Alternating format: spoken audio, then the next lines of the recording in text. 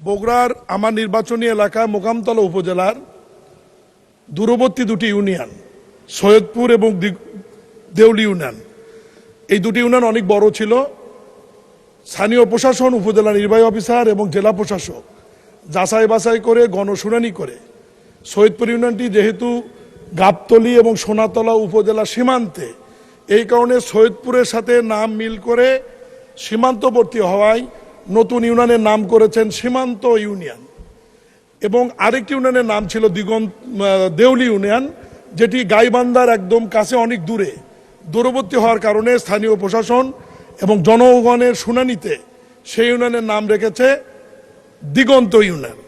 মাননীয় স্পিকার, এখানে সংসদ সদস্য শফিকুল ইসলাম মাসুদ বলেছেন যে এই দুটি ইউনিয়ন নাকি আমার দুই সন্তানের নামে রাখা হয়েছে।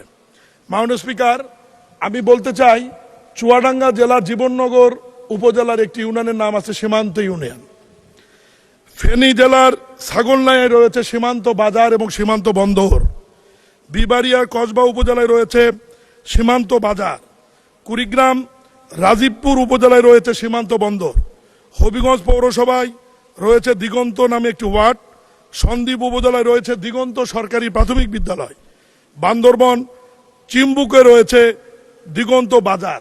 এরকম নামকরণ সীমান্ত এবং দিগন্তর বহু নাম বাংলাদেশের বিভিন্ন জায়গায় রয়েছে।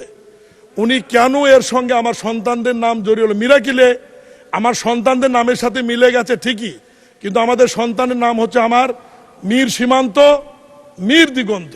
আমার যদি টেনশন থাকতো সন্তানের নামে করার, তাহলে তো আমি ইউনিয়নের নাম প্রশাসনকে বলতাম যে রাখেন মীর সীমান্ত, না হলে মীর দিগন্ত।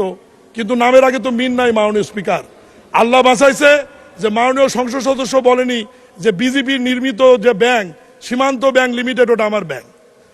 মাননীয় স্পিকার, উনি দয়া করে যে বলেননি যে খুলনা থেকে পার্বতীপুরে যে ট্রেন যায় সীমান্ত এক্সপ্রেস, সেটিও আমার ট্রেন।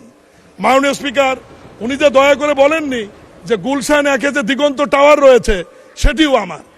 মাননীয় স্পিকার, আমি বিরোধী দলের সংসদ সদস্যকে অনুরোধ করব, দিগন্ত টেলিভিশন আমার না। মাননীয় স্পিকার, দিগন্ত টেলিভিশন আমার না। আমি অনুরোধ করব যে কোনো বিষয়ের মধ্যে ব্যক্তিগত আক্রমণ করে তথ্য উপাত্ত না নিয়ে এটা না বলার জন্যে আমি মাননীয় স্পিকার অনুরোধ করব তার এই বক্তব্যটি সংসদ থেকে এক্সপান্স করা হোক। আমার এটা ব্যক্তিগতভাবে আমি হেয় প্রতিপন্ন হয়েছে বলে মনে করি। ধন্যবাদ মাননীয় স্পিকার।